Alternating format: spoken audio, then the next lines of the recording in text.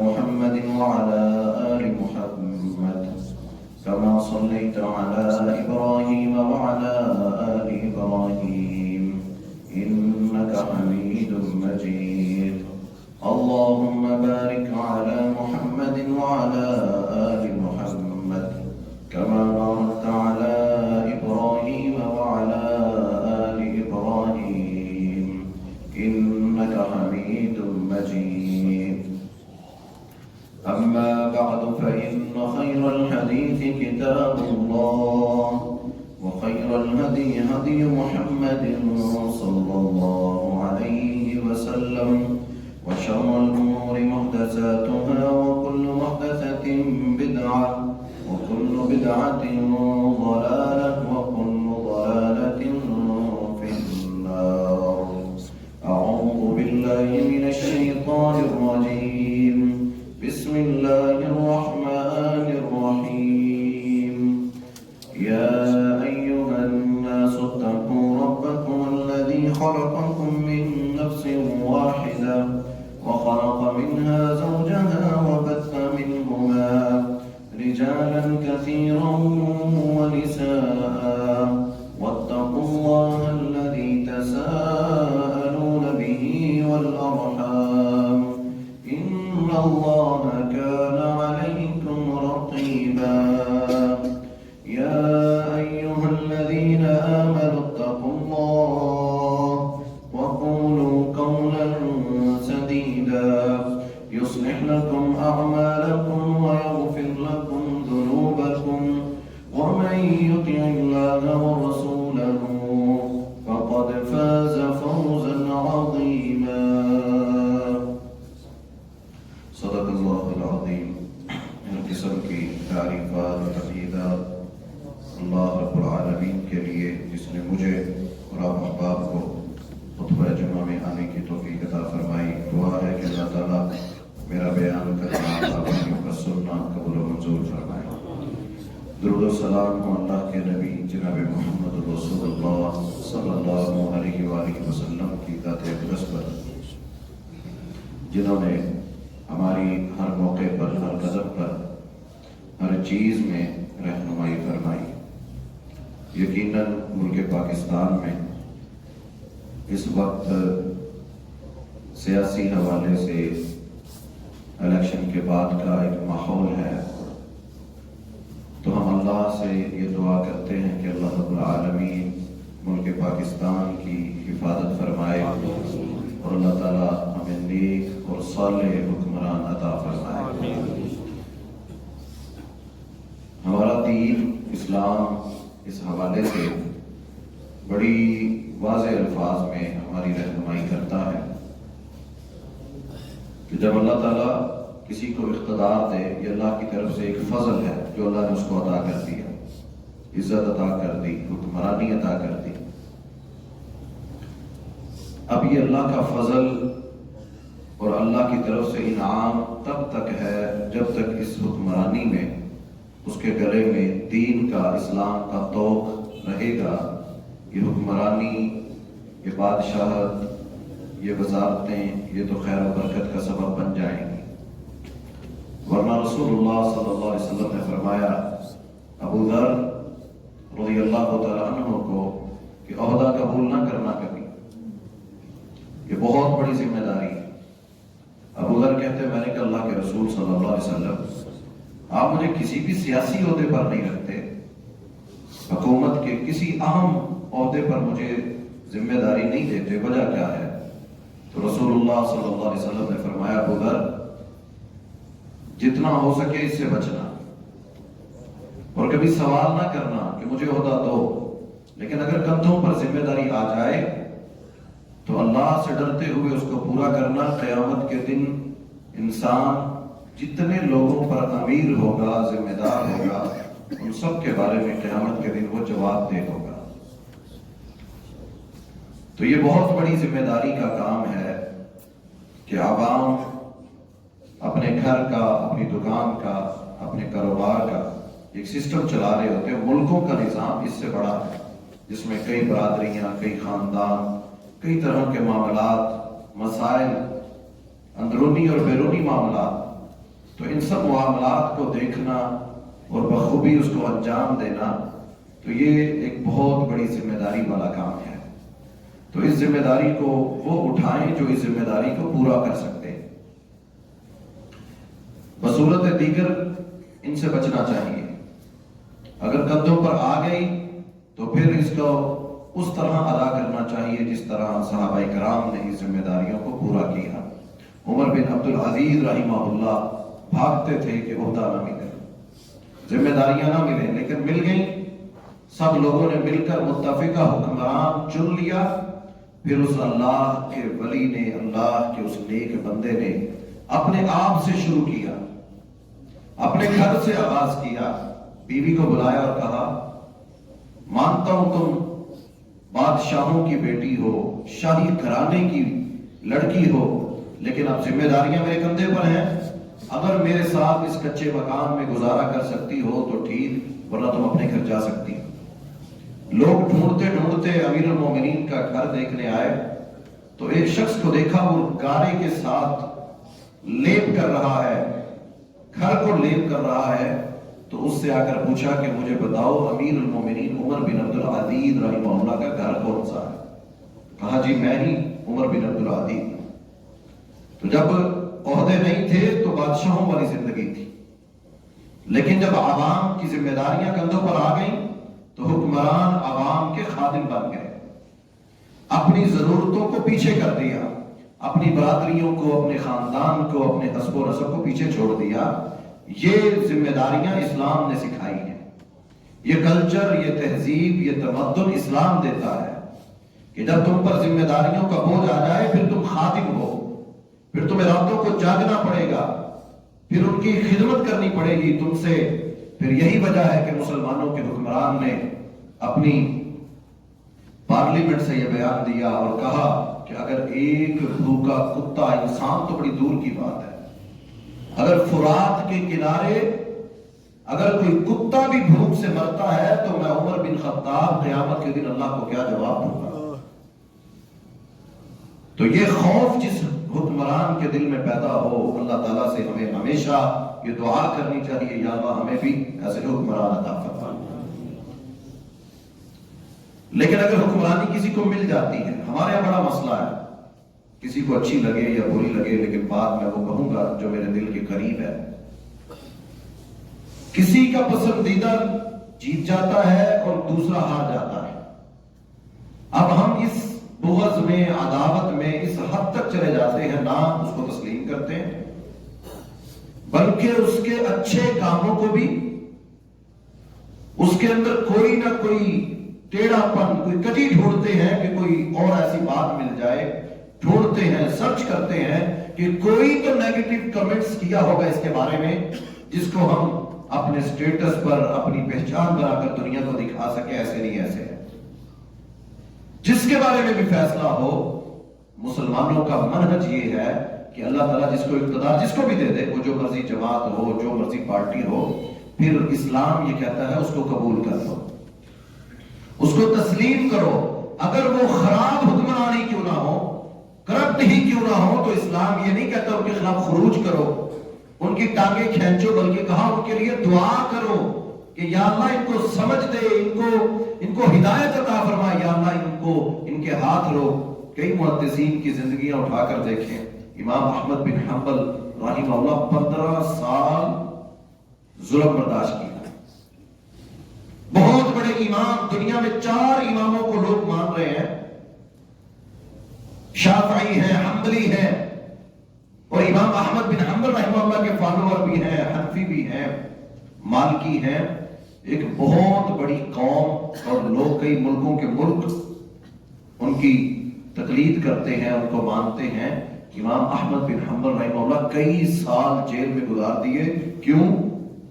وقت کے حکمران کے خلاف کھڑے ہو گئے، سزائیں برداشت کی، لیکن اس کے خلاف بغاوتیں اور سازشیں نہیں کی، لوگوں کو اکٹھا کر کے اس کی حکومت کو گرانے کا نہیں سوچا، دعا کرتے رہے یا اللہ ان ظالم حکمرانوں کو ہدایت عطا فرما۔ یہ اسلام کا منہج ہے۔ یہی وجہ ہے کہ آپ بخاری میں پڑھیں گے کہ وہ یقیناً بات ایسی ہے جو عام پبلک کے اندر بیان کرنے والی بھی نہیں ہوتی، لیکن اصلاحاً آپ بھائیوں کو یہ حدیث میں سنا رہا ہوں۔ امیر معاویہ رضی اللہ تعالیٰ عنہ مسجد میں داخل ہوئے، آ کر منبر پر بیٹھ گئے، خطبہ دیا۔ حضرت حفصہ رضی اللہ تعالیٰ عنہ کہتی ہیں عبداللہ بن عمر کی بہن ہے اور اللہ کے نبی صلی اللہ علیہ وسلم کی زوجہ ہیں، ازواج مطہرات میں شامل ہیں۔ عبداللہ بن عمر کہتے ہیں کہ میں گھر میں داخل ہوا، میری بہن حفصہ نہانے کے بعد گھر سے نکلی، واش روم سے نکلی اور مجھے کہنے لگی کہ عبداللہ فوراً مسجد جاؤ، فوراً مسجد جاؤ، گھر میں نہیں رکنا، فوراً مسجد پہنچو۔ عبداللہ بن عمر رضی اللہ تعالیٰ عنہ کہتے ہیں میں مسجد میں گیا تو میں نے دیکھا ایک مجلس ہو رہی ہے جس میں مسلمانوں کے امیر معاویہ رضی اللہ تعالیٰ عنہ بیٹھے ہیں اور انہوں نے گفتگو کی۔ صحیح بخاری میں یہ مکمل تفصیل موجود ہے۔ تو ایک شخص میرے ساتھ بیٹھا تھا، اس نے مجھے کونی ماری زور سے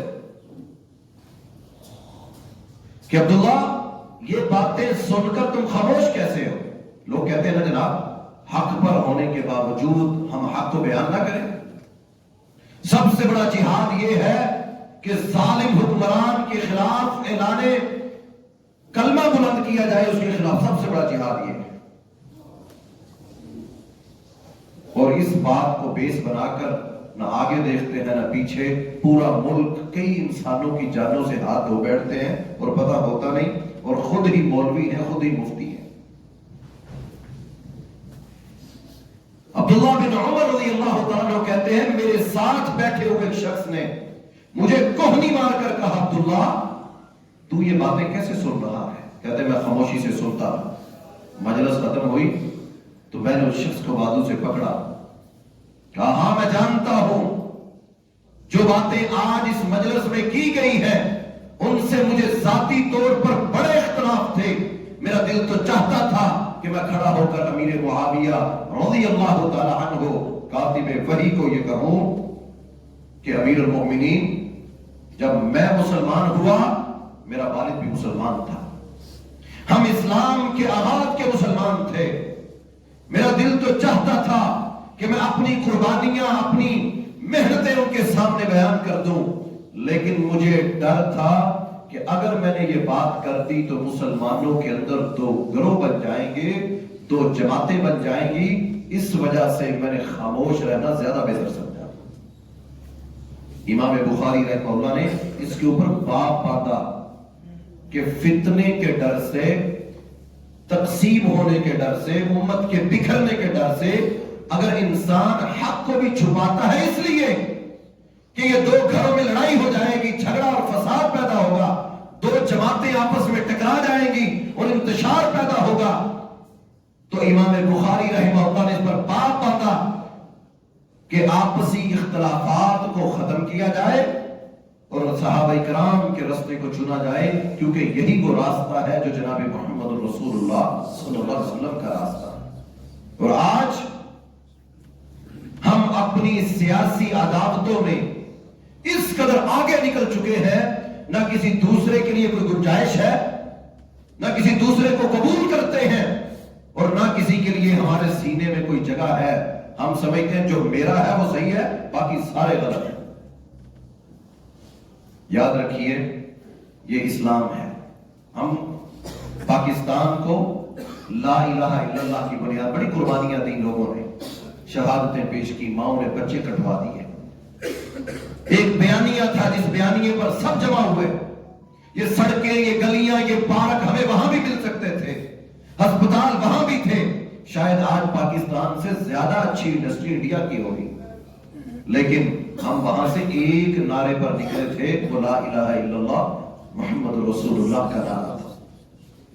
ہم مسلمان ہیں، ہماری تہذیب اور تمدن علیحدہ ہے، ہماری عبادات الگ ہے، ہم ایک ایسی ریاست کا وجود چاہتے ہیں۔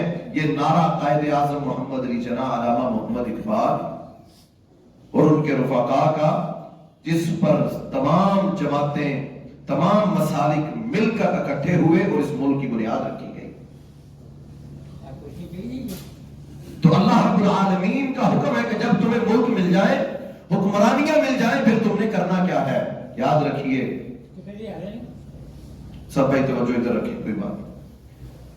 रसूलुल्लाह सल्लल्लाहु अलैहि वसल्लम ने फरमाया, तुम में औफ बिन मालिक रज़ियल्लाहु तआला अन्हु की हदीस है, बेहतरीन हुक्मरान कौन है? फरमाया बेहतरीन हुक्मरान वो है जिनके लिए तुम दुआ करते हो। तनकीद तो सब करते हैं, वो ये है वो ऐसा।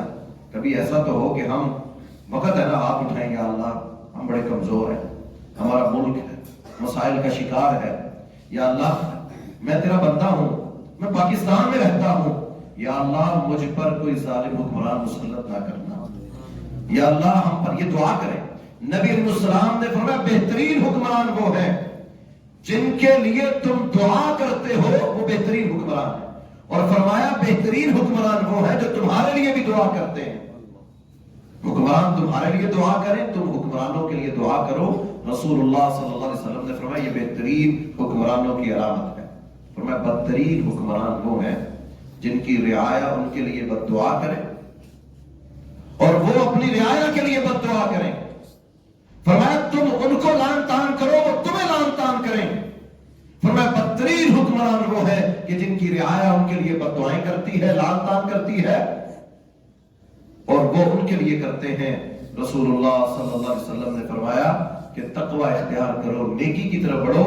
ये हदीस रसूलुल्लाह सल्लल्लाहु अलैहि वसल्म की बेहतरीन हुक्मरान और बेहतरीन अवाम के बारे में है।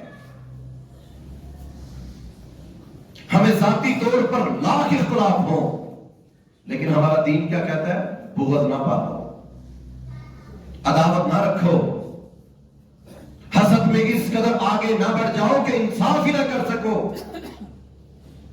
किसी की दुश्मनी को इस कदर अपने अंदर ना पाल लो कि तुम कोई हक बात कहना भी चाहो तो कह ना सको।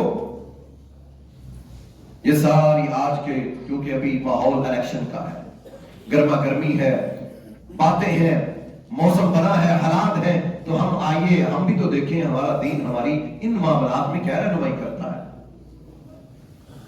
मुसलमान हुक्मरान किस अंदाज से हुक्मरानी करते थे? अल्लाह के रसूल सल्लल्लाहु अलैहि वसल्लम अवाम के इंतहा दर्जे खैर खा, आप हमेशा हुक्मरान थे। मुसलमानों के सबसे पहले हुक्मरान जनाब मोहम्मद रसूलुल्लाह सल्लल्लाहु अलैहि वसल्लम। इससे पहले भी नबूवत में बादशाहत अल्लाह ने दी, दाऊद अलैहिस्सलाम को अल्लाह ने दी, यूसुफ अलैहिस्सलाम वजीर खजाना बने, अपने मुल्क को कहत की उन मुश्किलात से निकाला, अल्लाह ने नबियों से काम लिए, अंबिया ने दुआ की, सुलेमान अलैहिस्सलाम की बादशाहत कुरान मजीद में है, अल्लाह ताला ने नबियों को ये हुक्मरानी अता फरमाई। तो अल्लाह के रसूल सल्लल्लाहु अलैहि वसल्लम अवाम के खैर खा थे। आज हम भी ये दुआ करें, या अल्लाह हम तेरे बंदे बड़े कमजोर हैं, हमारे मुल्क को बड़े मसाइल हैं, लेकिन या अल्लाह इन मसाइल में कोई नेक बंदा उसके दिल को मोड़ दे, वो कोई भी हो, या अल्लाह उसके दिल को नेकी की तरफ मोड़ दे, या अल्लाह हमदर्दी की तरफ मोड़ दे, या अल्लाह उसमें रहम पैदा कर दे, या अल्लाह उनके दिलों में मुसलमानों की, इंसानों की मोहब्बत को पैदा कर दे, ताकि हम इंतशार और नफरत की बजाय मोहब्बत के और आपसी इत्तेहाद के पैगाम को दुनिया में पेश कर सके कि ये मुसलमानों का मुल्क है, एक दूसरे के लिए गुंजाइश पैदा करें। ये दीन हमारा कहता है। कितने बड़े बड़े इख्तिलाफात हो गए सहाबाए किराम में, लेकिन एक मुखालिफ दूसरे के पास जाता तो वो उसके सामने कोई बुराई करने लगता, वो खामोश करा देते, वो मेरा मुसलमान भाई है। इख्तिलाफ का राय सबको है, लेकिन जाती अदावत और दुश्मनी और बुग़्ज़ पालना ये मुसलमानी नहीं है। सियासत को महज सियासत समझे। अल्लाह ताला इंसान, ये सियासत खिदमत के लिए है। जैसा मैंने शुरू खुतबे जुमा के अंदर पहली बात ये बताई कि इक़्तिदार अल्लाह की तरफ से नेमत है, अगर दीन भी हो, हुक्मरानी मिल गई लेकिन दीन भी साथ है तो ये बहुत बड़ी नेमत। इंसान ऐसे ऐसे काम कर जाता है कि जो नस्लों तक चलते हैं, लेकिन अगर इक़्तिदार तो मिल गया, उसमें दीन नहीं है, रहम नहीं है, शफकत नहीं है, खैर खाही नहीं है, मजलूमों का, मसाकीन का, बेवाओं का, यतीमों का वो मदावा नहीं है, तो यही हुक्मरानी वबाले जान बन जाएगी। اللہ کے رسول صلی اللہ علیہ وسلم کے پاس ایک عورت آئی، کہنے لگی اللہ کے رسول مجھے ایک مسئلہ ہے، میں نے آپ سے بات کرنی، اور آپ پوری دنیا کے معاملات کو دیکھ رہے ہیں، پوری دنیا کے مسئلے اور مسائل کو سن رہے ہیں، ہر طرف سے نئے نئے مسلمان آ رہے ہیں، اور ایک عورت بازار میں روک کر کہتی مجھے آپ سے مسئلہ پوچھنا ہے، کام ہے۔ آپ نے فرمایا تھوڑی دیر رک جاؤ، میں ان سے فری ہو کر تمہاری بات سنتا ہوں۔ وہ عورت بازار کی ایک گلی کی نکر میں بیٹھ گئی، مسلمانوں کے حکمران جناب محمد رسول اللہ صلی اللہ علیہ وسلم اپنی اس مجلس سے فری ہوئے، اور آپ نے اس کی صحابہ کہتے ہیں ہم نے دیکھا، آپ نے اس کی بات کو سنا، اس کے مسئلے کو سنا۔ یہ اصل میں حکمرانی ہے کہ لوگوں کے مسئلوں کو سنا جائے، ان کے مسائل کو سنا جائے۔ یہ حکمرانوں کا سب سے پہلا عمل، اور ایک انسانیت کے ناطے اور مسلمان ہونے کے ناطے ان کی پہلی ذمہ داری ہے، کیونکہ یہ مملکت خداداد ہے، یہ پاکستان لا الہ الا اللہ کا ملک ہے۔ ہم اس کو اللہ کی طرف سے ایک نعمت سمجھتے ہیں کہ یہ ملک ہمیں قربانیوں کے بعد ملا ہے، اور یہ ملک ایک نظریے پر کھڑا ہے، اور اس کا نظریہ وہ ہے جو مدینہ کی ریاست میں تھا۔ مدینہ کی ریاست میں بھی IMF تھا، سود تھا، قرضے تھے، پریشانیاں تھیں، لوگوں کے مسائل تھے۔ جب مدینہ کی ریاست مسلمانوں نے بھاگ دوڑ سنبھالی، بہت بڑا IMF یہودیوں کا اس وقت جو مدینہ میں کام کرتا تھا، جو سود پر قرضے دیتا تھا کسانوں کو، اور ان کی آمدنی کے آنے سے پہلے حساب و کتاب کر کے دوبارہ ان کو مقروض کرتا تھا، جیسے آج ملک پاکستان IMF کا، ورلڈ بینک کا مقروض ہے۔ آئے مدینہ کی ریاست کا نعرہ لگا تھا، ہم سب مل کر مدینہ کو دیکھتے ہیں کہ مدینہ کے اندر کے مسائل تھے، مہاجرین آئے تھے، لٹے پٹے کچھ بھی نہیں تھا، کاروبار ختم تھے، گھر چھوڑ آئے تھے، تنہا اکیلے مدینہ میں مواخات قائم کی گئی، ایک دوسرے کا بھائی بھائی بنایا گیا، برادریاں ایک نہیں تھی، خون ایک نہیں تھا، ساری زندگی انسان نے کمایا تھا، اور قربان جاؤں یہ مدینے کی ریاست تھی کہ ایک نے کھڑے ہو کر کہا اللہ کے نبی صلی اللہ علیہ وسلم آپ نے اس کو میرا بھائی بنایا ہے، میرا رشتہ اس سے کوئی نہیں، لیکن میں اپنے مال کے 2 حصے کرتا ہوں، ایک کا اس کو مالک بناتا ہوں۔ اللہ کے رسول صلی اللہ علیہ وسلم میری 2 بیویاں ہیں، یہ کنوارا ہے، شادی نہیں ہے، اللہ کے نبی میں ایک کو طلاق دیتا ہوں، اس کا اس سے نکاح کر دے۔ مسلمانوں نے یہ مواخات قائم کی، یہ تہذیب اور یہ کلچر مدینہ نے دیا ہمیں، اور آج آپ دیکھ لیجئے گا یہ چند دن گزرنے دیں، اللہ معاف فرمائے ایسا کبھی نہ ہو، کبھی مافیات ہیں۔ پاکستان دنیا میں 6واں ملک گندم پیدا کرنے والا، آٹا کا بحران، چینی مافیا، کوئی ATM ہے، کوئی تیل کی، یہ سارے مافیات دوبارہ متحرک ہوں گے، اور بوجھ سارا عوام پر آئے گا، سارا لوڈ عوام پر آئے گا۔ تو یہ وہ وقت ہے کہ جب آپ ان لوگوں کے لیے ہدایت کی، اچھے حکمرانوں کی اور ان کی خیر خواہی کی بات کریں، ان کو مانے کہ ہاں یہ اللہ تعالیٰ نے ان کو اقتدار دیا۔ جب مان جو لیا کہ ایک ادارہ ہے، ایک سسٹم ہے، وہ غلط کرے صحیح کرے وہ بھگتے گا، لیکن ہمیں ان کے مطابق اپنے آپ کو ڈھالنا۔ آپ دیکھ لیجئے مدینہ کے اندر جب مدینہ ریاست بنی 8 مہینے گزرے، صرف ہمیں 75-76 سال گزر گئے، ہم قرضوں میں قرضے، ہر شخص پیدا بعد میں ہوتا ہے، مقروض پہلے ہوتا ہے۔ 8 سال گزرے، جس مدینہ کے اندر مسلمان آئے تھے گھر اپنے نہیں تھے، اللہ رب العالمین نے حکمرانی دی، سب سے بڑا سودی نظام کا خاتمہ مسلمانوں نے کیا، اور IMF اور ورلڈ بینک جو آج دنیا میں قابض اور پنجے گاڑ چکے ہیں اور مرضی کے فیصلے کر کر بجلی کے اندر جو ٹیکس لگاتے ہیں اور جناب طرح طرح کے ٹیکسز کے مطالبے کرتے ہیں، اس دور کے اندر بھی مدینہ کے یہودی مسلمانوں پر ٹیکس لگاتے تھے۔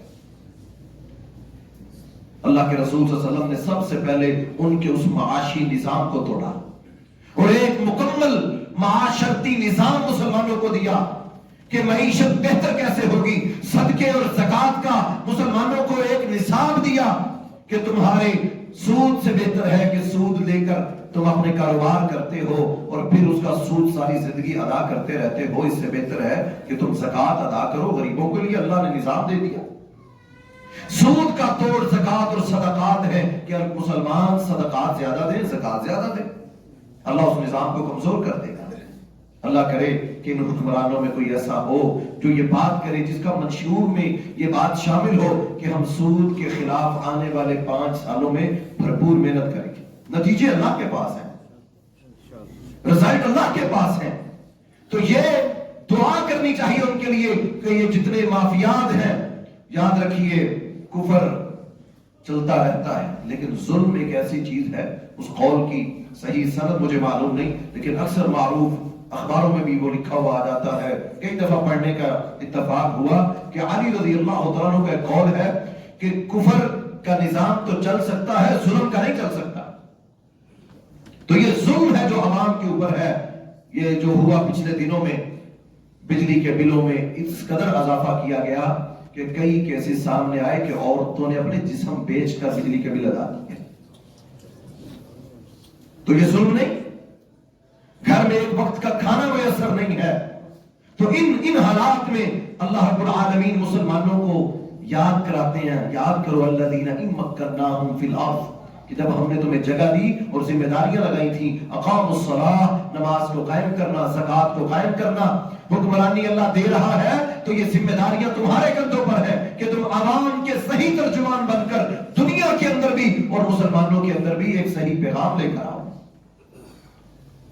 اور جو سخت مزاج ہیں، جن میں نرمی نہیں ہے، جو کہتے ہیں نہیں جناب میرا موقف میں بہت اچھا، یاد رکھیے رسول اللہ صلی اللہ علیہ وسلم نے فرمایا سخت انسان، سخت مزاج رکھنے والا جو کسی دوسرے کے لیے نرمی نہیں رکھتا، گنجائش پیدا نہیں کرتا، نبی علیہ السلام نے فرمایا میں تمہیں اہل جہنم کے بارے میں نہ بتاؤں؟ فرمایا اہل جہنم جو جہنم میں جانے والے ہیں ان کے بارے میں نہ بتاؤں وہ کس طرح کے مزاج کے لوگ ہوں گے؟ فرمایا سخت مزاج لوگ ہوں گے، بدخو ہوں گے، تکبر کرنے والے ہوں گے۔ رسول اللہ صلی اللہ علیہ وسلم نے فرمایا ایسے لوگ جہنم میں جائیں گے جن کے اندر نرمی نہیں ہے، رحم نہیں ہے، ایک دوسرے کے لیے گنجائش نہیں ہے۔ تو یاد رکھیے یہ ماحول جو بنا ہوا ہے اس کے اندر محبتیں ہوتی ہیں، سیاسی وابستگیاں بھی ہوتی ہیں، لیکن ان کو خاندانوں میں نہ لائیں، ان کو برادریوں میں نہ لائیں، ان کو دوستیوں میں نہ لائیں، بھائی چارے میں نہ لائیں۔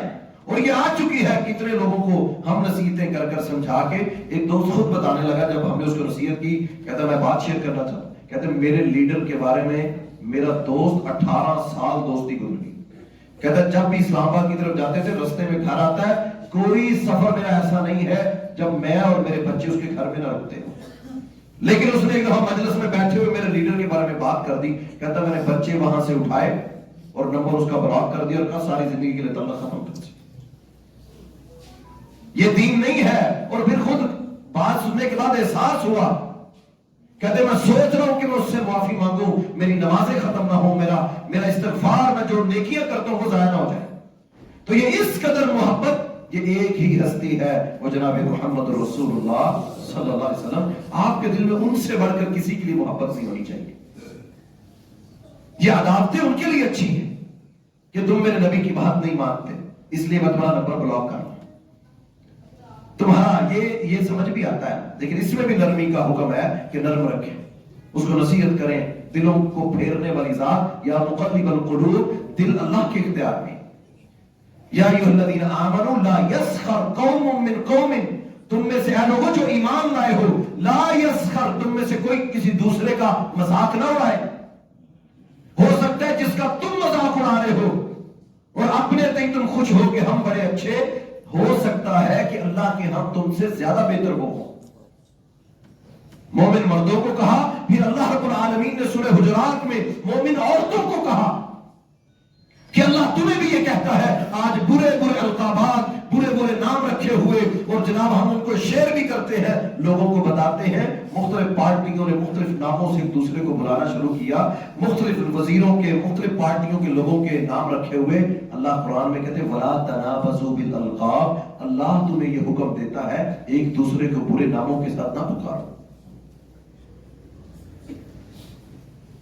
اپنی زبان میں تم عوام کے حکمران ہو، تم عوام کے نمائندے ہو، لوگ سنتے ہیں، بچے بچیاں تمہیں سنتے ہیں، گھروں کے گھر سنتے ہیں۔ تمہاری زبان میں پھول ہونے چاہیے، خوبصورتی ہونی چاہیے، الفاظ کا چناؤ محبت والا ہونا چاہیے کہ دشمن بھی اپنے ہو جائیں۔ یہی وجہ ہے کہ لوگ مسلمانوں کی حکمرانیوں کو تعریف پڑھ کے دیکھیں، کئی عیسائیوں نے اپنی کتابیں لکھ ڈالی اس پر کہ ہماری حکومتوں سے لاکھ گنا بہتر یہ مسلمانوں کی حکمران ہے، یہ آج ہماری جان کا، مال کا، ہر چیز کی حفاظت کرتے ہیں۔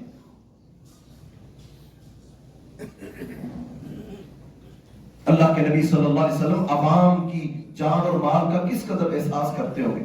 تصور کریں، مدینے کی ریاست، رات کے وقت شور پیدا ہو گیا، اچانک کھلبلی مچ گئی، سارے لوگ گھروں سے باہر نکل آئے۔ صحابہ کرام کہتے ہیں ہم اپنے گھوڑوں پر سوار ہوئے کہ مدینہ کے ایک طرف کہیں سے آواز معلوم ہوئی کہ دیکھتے ہیں وہاں پر کچھ ہے تو نہیں۔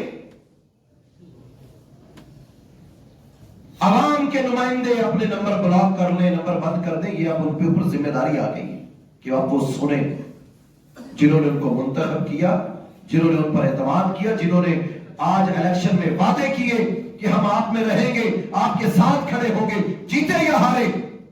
جب ذمہ داریاں پوری کرنے کا وقت ہے تو پھر آج یہ ذمہ داری وہی ادا کریں جو جناب محمد رسول اللہ صلی اللہ علیہ وسلم کی تھی۔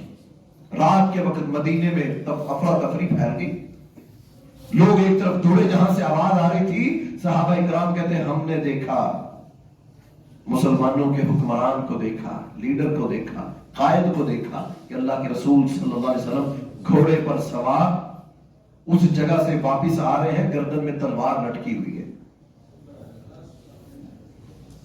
آپ اس قدر عوام کے جان اور مال کے تحفظ کے لیے پہلی صفوں میں ہوتے تھے۔ اب یہ ذمہ داریاں ہیں ان کی کہ آج پاکستان کے ہر شہری کی ذمہ داری ان پر آتی ہے کہ اس کے تحفظ کے جان اور مال اور عزت کی حفاظت کریں، ان کی آبرو کی حفاظت کریں، ان کے دین کی اور اسلام کی سرحدوں کی حفاظت کریں، ان کی وہ ترجمانی کریں جس کے لیے ان کو چنا گیا کہ تم صحیح معنوں میں مسلمانوں کے لیڈر بن کر حکمرانی کرو گے۔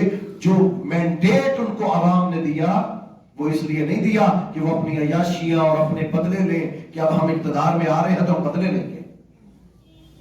اب اللہ نے ہمیں ذمہ داریاں دی ہیں تو اب یہ سیاسی بصیرت پیدا کریں اپنے اندر۔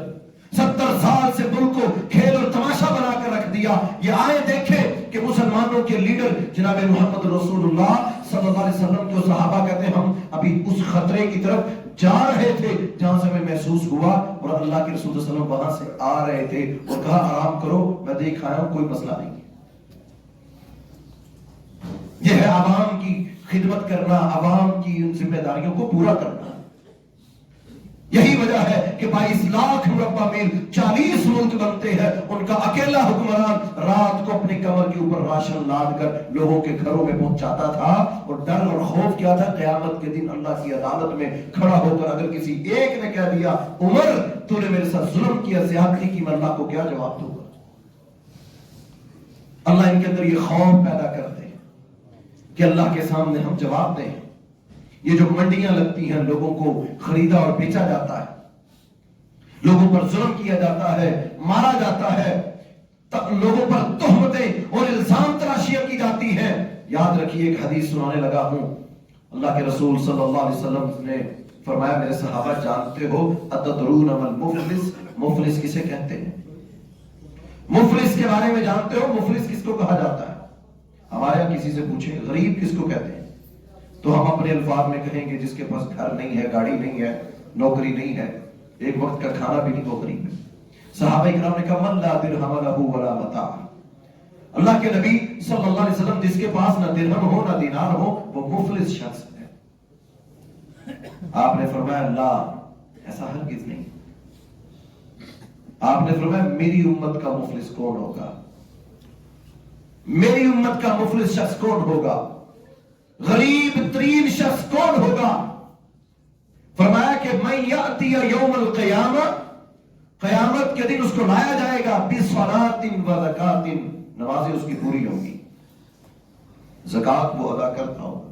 2 اہم رکن ہیں اسلام کے، 5 چیزوں پر اسلام کے ارکان ہیں، 2 مین اہم رکن اس کے پورے ہوں گے، بصلاۃ و زکاۃ، نماز اور زکات لے کر آئے گا، اور قیامت کے دن اس کو لایا جائے گا اور مفلس ہوگا، اس کے پاس کچھ بھی نہیں ہوگا، حالانکہ نماز جیسا قیمتی اثاثہ اس کے پاس ہوگا، اور زکات جیسے پاکیزگی، مال کو پاک کرنے والی چیز بھی اس کے نامہ اعمال میں ہوگی، لیکن رسول اللہ صلی اللہ علیہ وسلم نے فرمایا کہ جب اس کو لایا جائے گا تو اس کو اللہ رب العالمین کہیں گے ہاں اس کو کھڑا کرو عدالت میں، وقد شتم ھذا، 4 چیزیں بیان کی، سنیے گا۔ بڑا آسان ہے نا کسی کو گالی دے دینا، کسی کو مار دینا، کسی پر بھی تہمت لگا دینا، الزام تراشیاں کر دینا، بڑا آسان ہے، میڈیا نا، موبائل ہے۔ یاد رکھیے، اس حدیث کو یاد رکھ کر جائیے گا۔ جو میرے بھائی آج مسجد میں جمعے کے لیے آئے ہیں، ہمیں باقی پاکستان سے غرض نہیں، جو میرے پاس آپ آئے، میرا اور آپ کا تعلق ہے، ہم ہر ہفتے ملاقات کرتے ہیں، بیان کرتے ہیں، سنتے ہیں، اپنی اصلاح کرتے ہیں۔ میرا اور جو آپ کا تعلق ہے، ہم اپنے اندر یہ پیدا کر لیں، انشاءاللہ باقی اللہ رب العالمین بہتری کر دے گا۔ فرمایا نماز اور زکوٰۃ لے کے آئے گا، وقد شتم ھذا، اس کے کچھ گناہ ایسے ہوں گے جس کی وجہ سے اس کا ٹھکانہ جہنم ہوگا۔ کون سا؟ فرمایا وقد شتم ھذا، اس نے لوگوں کو گالیاں دی ہوں گی، وقذف ھذا، تہمت لگائی ہوگی، تمہیں پتا ہے فلاں کرپٹ ہے، تمہیں پتا ہے فلاں ایسا ہے، فلاں ایسا، پتا کچھ بھی نہیں، بس سنا تھا، سنا ہے، اپنے من کی بات ہے نا، مجھے اچھا نہیں لگتا ہے، اب اچھا نہیں لگتا تو اب اس نے اس کے خلاف پوری ایک لسٹ تیار کی ہوئی ہے کہ اس کی برائیاں کون کون سی۔ اور ہمارا دین کیا کہتا ہے؟ جس نے کسی کے عیب مل جانے کے باوجود چھپا لیے، قیامت کا دن ہوگا اللہ تعالیٰ اس کے بھی نام اعمال کو چھپا لے گا، کسی کو نہیں دکھائے گا۔ اور ہم کیا سمجھتے ہیں؟ جو زیادہ منہ پھٹ ہے، جو زیادہ عزتیں اچھالنے والا ہے، وہ اچھا ہے، ہم اس کی حمایت اور اس کو شیئر کرتے ہیں۔ کبھی ایسی چیز کی محبتیں اپنی جگہ، سپورٹ اپنی جگہ، تائید اپنی جگہ، حمایت اپنی جگہ، لیکن کبھی بھی غلط کام میں کسی کا ساتھ مت دیں۔ عداوت میں، بغض میں، نفرت میں، وہ بھائی ہو اس کو نہیں، ہم پاکستانی ہیں، یہ پاکستان ہمارا ہے، یہ ملک ہمارا ہے، آج تم جیت گئے ہو کل ہم جیت جائیں گے۔ یہ بیانیاں دے کر قوم کو کھڑا کرنا، رسول اللہ صلی اللہ علیہ وسلم نے فرمایا 4 گناہ ہوں گے اس کے، پہلا گالیاں دیتا ہوگا، دوسرا فرمایا تہمتیں لگاتا ہوگا، وَأَكَلَ مَالَ هَذَا، لوگوں کے مال کھاتا ہوگا، وَضَرَبَ هَذَا، لوگوں کو مارتا ہوگا۔ 4 گناہ بیان کر کے رسول اللہ صلی اللہ علیہ وسلم نے فرمایا اس کو کھڑا کیا جائے گا اور ان لوگوں کو بلایا جائے گا جس پر اس نے تہمت لگائی ہوگی،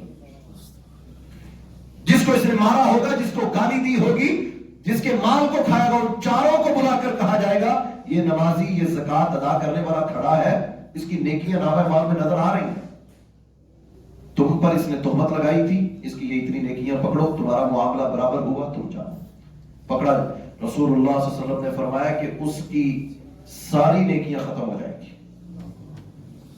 ابھی بھی لوگ کھڑے ہوں گے لائنوں میں کہ اس نے مجھ پر الزام لگایا تھا، اس نے میری بیٹی پر تہمت لگائی تھی، اس نے مجھ پر باتیں کسی، اس نے مجھے گالی دی تھی، اس نے مجھے مارا تھا، ناجائز مارا تھا۔ رسول اللہ صلی اللہ علیہ وسلم نے فرمایا نیکیاں ختم، اب ان لوگوں کے گناہ اٹھا کر اس پر لاد دیے جائیں گے۔ ثم طرح فی النار، حدیث کے الفاظ ہیں ٹانگوں سے اٹھا کر، ناک کے بل گھسیٹ کر، ثم طرح فی النار، جہنم میں اس کو ڈالا جائے گا۔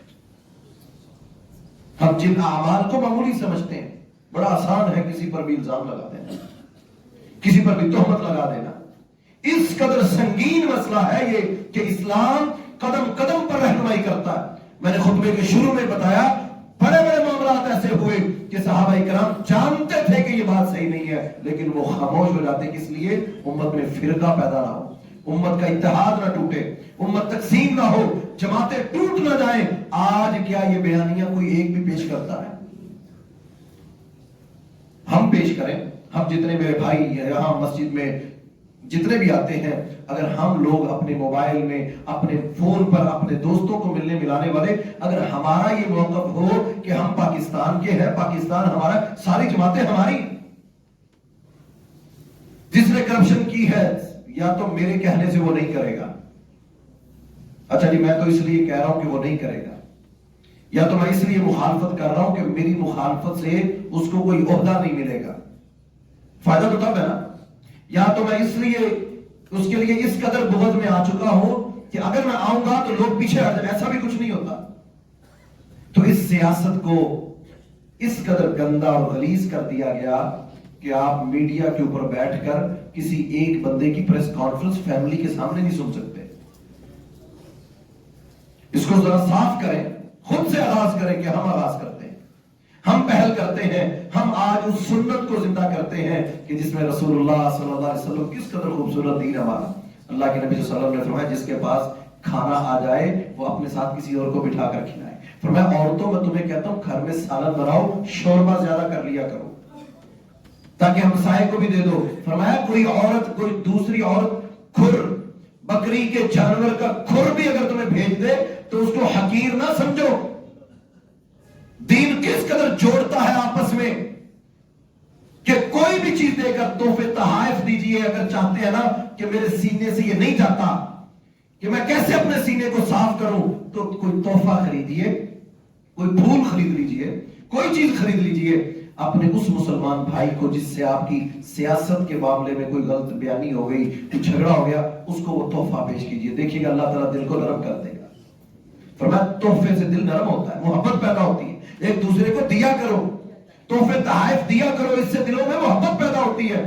تو اللہ کرے ہمارے حکمران بھی جیتنے والوں کو تحفے تحائف دیں اور ہارنے والوں کو بھی اپنے سینوں سے لگا کر اس ملک کے نظام کو چلائیں، اس کو ایک صحیح معنوں میں لا الہ الا اللہ کا ملک بنائیں، اس کو وہ قوم بنائیں جو دنیا کے اندر وہ امامت اور وہ قائدانہ صلاحیتیں رکھنے والی قوم جس کے پاس کچھ بھی نہیں تھا آج دنیا کے اندر اتنی بڑی بڑی دنیا کے معاملات میں یہ آگے ہے.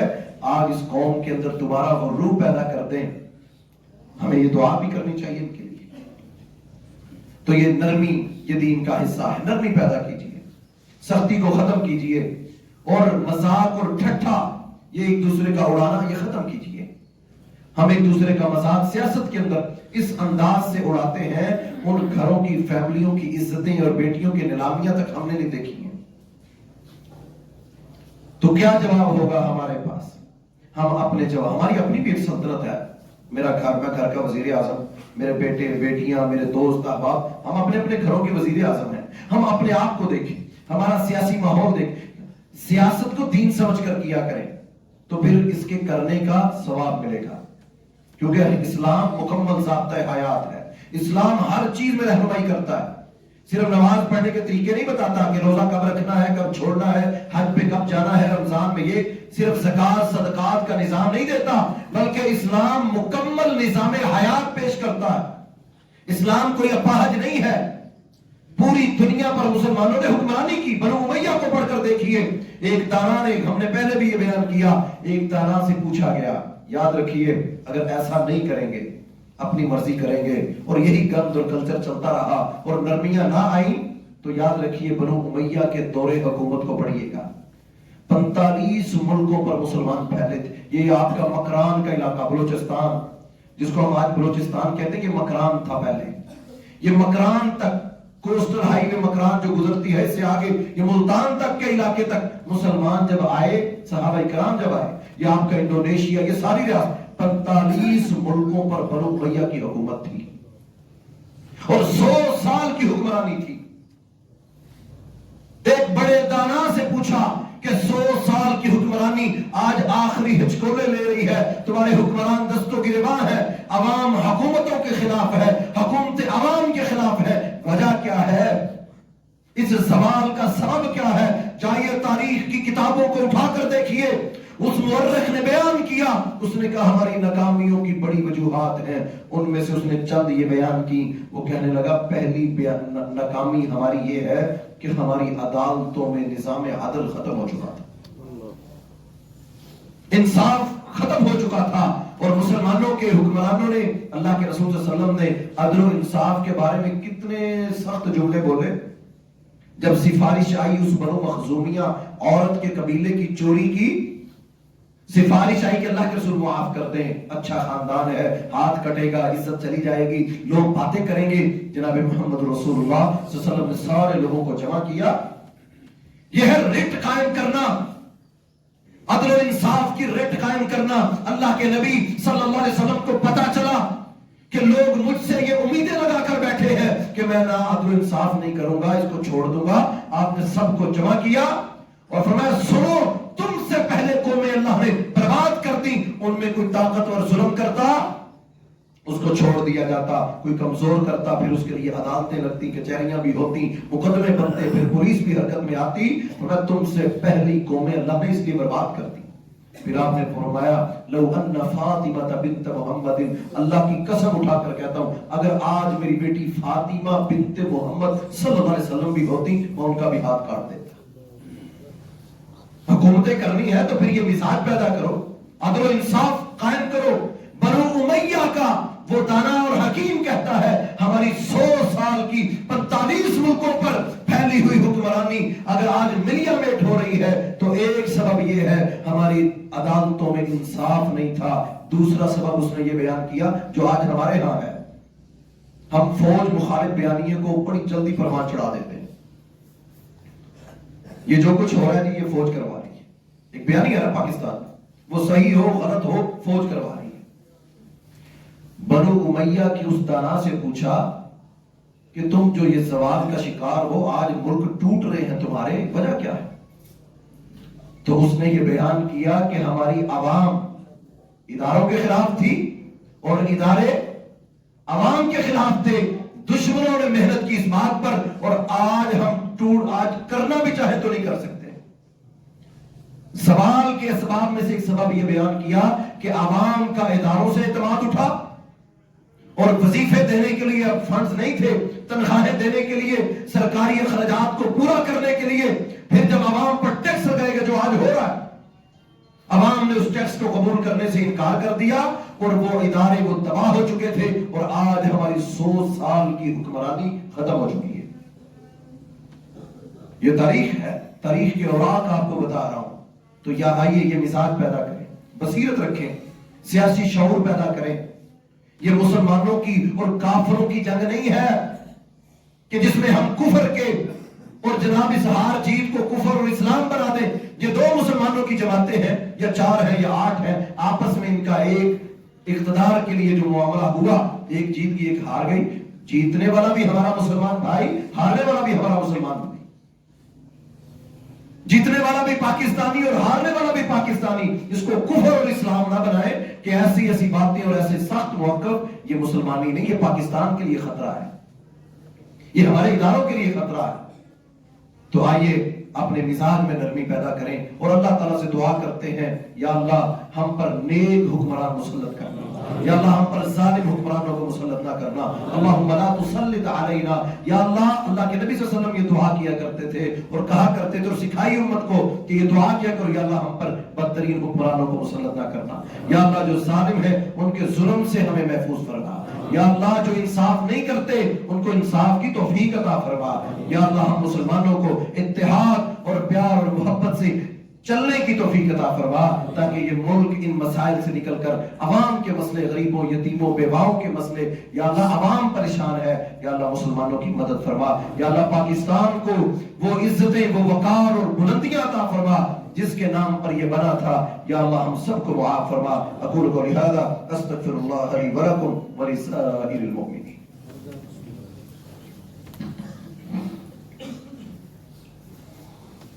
إن الحمد لله نحمده ونستعينه ونستغفره ونؤمن به ونتوكل عليه ونعوذ بالله من شرور أنفسنا ومن سيئات أعمالنا، من يهده الله فلا مضل له ومن يضلل فلا هادي له، وأشهد أن لا إله إلا الله وحده لا شريك له، وأشهد أن محمدا عبده ورسوله۔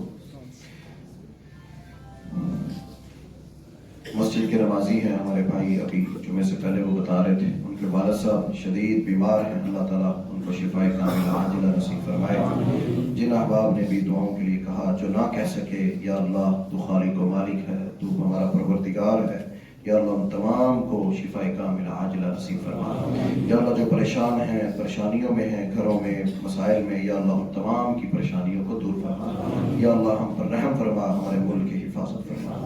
اما بعد فإن خير الحديث كتاب الله وخير الهدي هدي محمد صلى الله